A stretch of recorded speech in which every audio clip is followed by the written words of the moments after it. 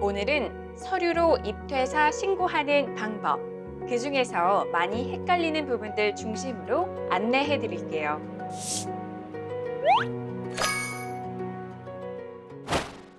입사 또는 퇴사 신고에 필요한 서류는 두 가지입니다. 첫째, 엔지니어링 기술자 경력 확인서. 둘째, 입퇴사일이 적힌 근무 사실을 확인할 수 있는 서류. 그런데 근무 사실을 확인할 수 있는 서류가 어떤 건지 잘 모르시겠다고요? 국민건강보험, 국민연금, 근로복지공단, 고용보험 이렇게 4대 보험기관 홈페이지에서 간편하게 발급받으실 수 있습니다.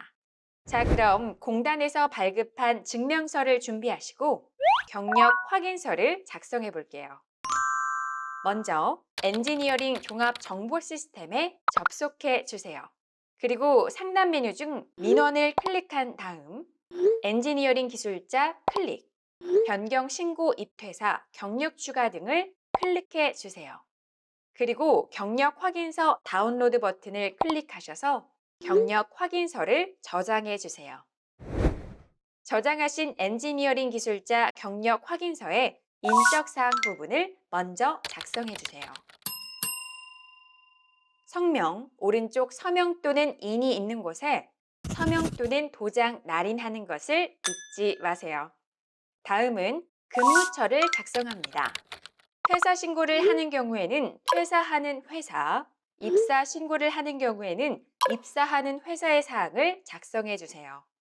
여러 회사의 입사, 퇴사를 동시에 신고하실 때는 회사별로 각각 엔지니어링 기술자 경력서를 작성하셔야 합니다. 작성하시는 사항은 증명서에 반영되니 모두 꼼꼼하게 작성해 주세요.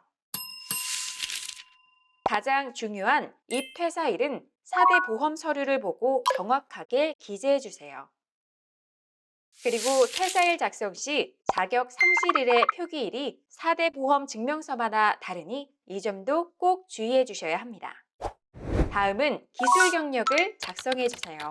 퇴사를 신고하시는 분은 종료일자가 없는 경력이 있는지 먼저 꼭 확인해 보세요. 경력이 있는지 모르시겠다고요? ETIS 사이트의 경력 증명서 미리 보기를 통해 확인해 보실 수 있습니다. 만약 확인했는데 종료일자가 없는 경력이 있는 경우에는 종료일자를 포함해 경력 마감 신고를 해주셔야 퇴사 신고가 가능합니다. 자세한 신고 방법은 마감 신고편을 참고해 주세요.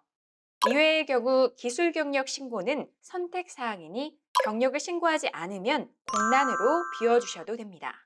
이렇게 기술 경력 부분까지 모두 작성하셨다면 회사 인사부서, 사업부서 담당자가 작성한 내용을 확인해야 합니다. 표의 항목을 모두 작성해 주세요. 담당자 성함과 동시에 서명 또는 도장 날인하는 것을 놓치지 마세요. 담당자가 누구인지 모르시겠다고요? 인사부서는 근무 사실을 확인하는 분, 사업부서는 기술 경력을 확인하는 분. 이제 담당자의 인적 사항을 기재하고 서명해 주세요. 인사부서, 사업부서 담당자가 한 분이시면 담당자 한 분이 인사, 사업부서란에 모두 확인하시고 구분이 어려운 경우에는 자체적으로 조직 성격에 따라 확인하셔서 꼭 모두 채워주셔야 합니다. 자, 이제 마지막으로 신고서 하단의 날짜와 사용자 또는 발주란란에 상단의 근무처에 작성한 회사명을 작성한 뒤 직인란에 회사직인 날인, 혹시 본인이 직접 신고하지 못하고 대리인에게 위임할 경우에는 하단의 대리인 부분을 작성해 주세요. 이렇게 작성하신 경력 확인서 원본, 근무 사실을 확인할 수 있는 서류를 동봉하여 협회로 우편 또는 방문 접수하면 모두 끝!